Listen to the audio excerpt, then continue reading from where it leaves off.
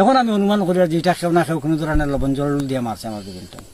আজকে যে ঘটনাটা করছে, আমি নিশ্চয়ই আমি একটা রাজনৈতিক দল করি হিসাবে এটা একটা হিংসাত্মকমূলক ঘটনা ঘটাইছে।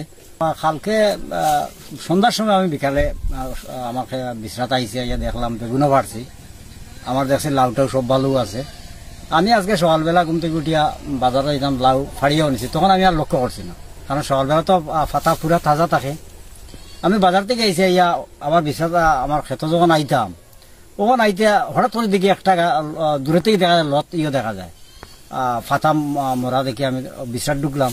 ঢুকিয়া দেখি প্রথম একটা গাছ দেখছি, তার সাইয়া দেখি কয়েকটা গাছও গাছর একদম দা দিয়ে কাটি লিছে। দেখে তো আমার মাথা খারাপ, এই ধরনের তো আমরা এলাকাত কোনোদিন করছে না।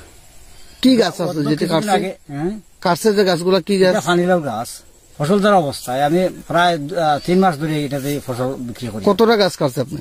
কাটছে তো প্রায় এখন পর্যন্ত যেটি প্রায় 20টা গাছ কাটছে। আগে আরো করছে আমরা পাশের বাড়ি একটা লোক মনোজ দাস, তারও ফানিলাও বিশ্রাতে এরকম কাটছে। তো এই যে ঘটনাটা ঘটছে, এটা মানে আমার একটা অনুমান হইতেছে গত 1 বছর আগে ওই জায়গাতে আমি লাগাইছিলাম, ওই বেগুন লাগাইছিলাম।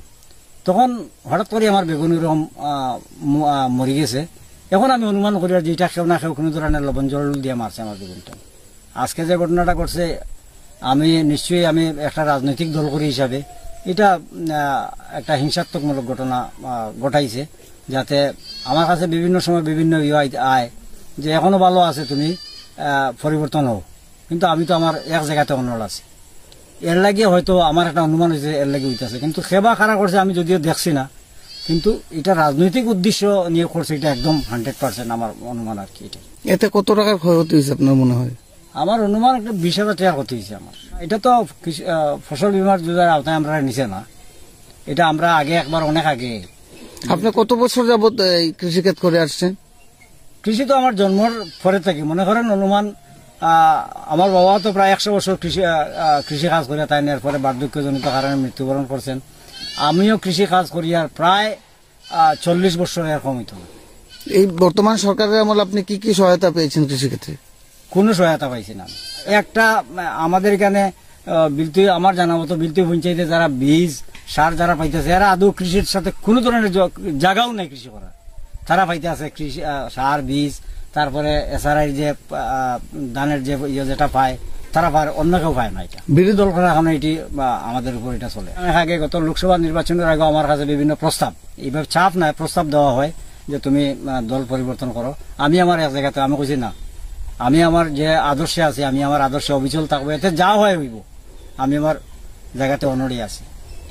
এই ব্যাপারে কি আপনি পুলিশ প্রশাসনের দ্বারস্থ হয়েছিলেন?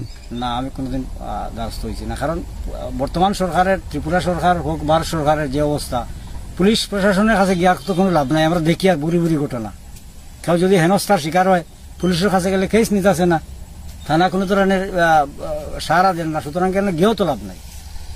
এই কারণে আপনি জাননি। এখন আপনি কি চাইতেছেন?